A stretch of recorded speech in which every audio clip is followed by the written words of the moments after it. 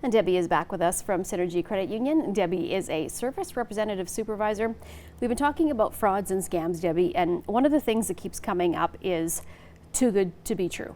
So that's, I guess, is the general rule, but tell me what are some of the things that should be associated with that thought process? So we see a lot of people come in and saying that they need to wire money because they've won a prize and they need to pay the tax or they need to pay the shipping. If you don't remember buying a ticket, then it's too good to be true. The other thing is, if you ever win anything, you should never have to pay for the shipping or for the tax before they will deliver your prize to you. And now, something that's also popular, unfortunately, is the romance scams. Tell me a little bit about those. So the romance scam is these people reach out to people with legitimate websites, so it could be either dating sites, Facebook, and what they do is they friend you and they build that trust with you. Once they build that trust with you, they say they want to meet. So then you decide you're going to meet. But then they send you an email saying, you know, I have to pay the government so much money before I can leave the country. And I don't have that, and I would really like to see you. So if you can pay this money for me now, I will then give you the money when I see you in person. Right. So quite often people send the wire, and then, because once you send a wire transfer to someone, those funds are not, you can't get those refundable. Once they're in those members' accounts, it is gone. So you send a wire and the money is there, and then they're like, there's another fee. There's always something that comes up that they need more money, so you send more funds. And it just keeps going. It keeps going. Okay, and I guess alluding to that, just thinking if somebody really wants to meet you or really wants to have some sort of a relationship, they probably aren't going to start off by asking for money. Correct. And my rule is, I would always say to yourself, would you give a stranger money? Right. So if you've never met in person, why would you give someone thousands of dollars to say that they're coming to see you? Right. That makes really good sense. What about counterfeit money?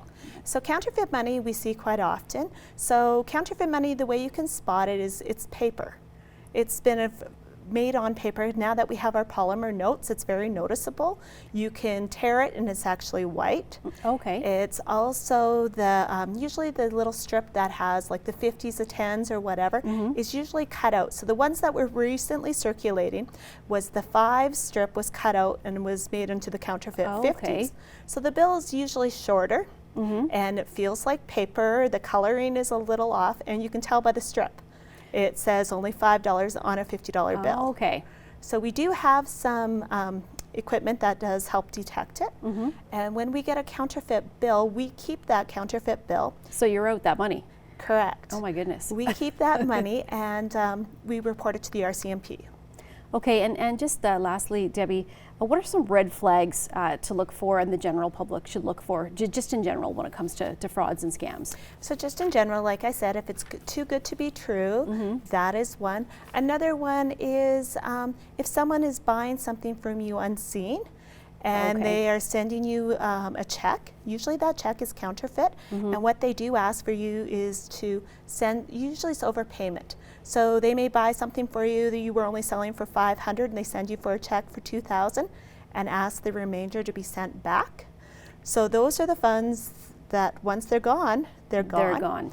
Another one is common fraud one is if the person tells you on the phone or through the email what to say to the teller, what to say to the cashier, they give you the correct wording. Yeah. That is some things to watch for.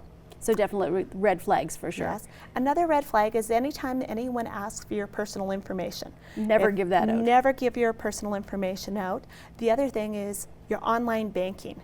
So the newest thing is what they're asking for you when they make friends with you online. They're asking for your online access code and password. So what they're doing is they're logging in through on their app, they're downloading our app and entering all that information you're giving to them. With that, they are doing remote captures, which they're depositing counterfeit checks. Wow. So by the time we find out that check has been counterfeit, the fraudster has now gone and done e-transfers to people or payments to prepaid credit cards. So it's too late.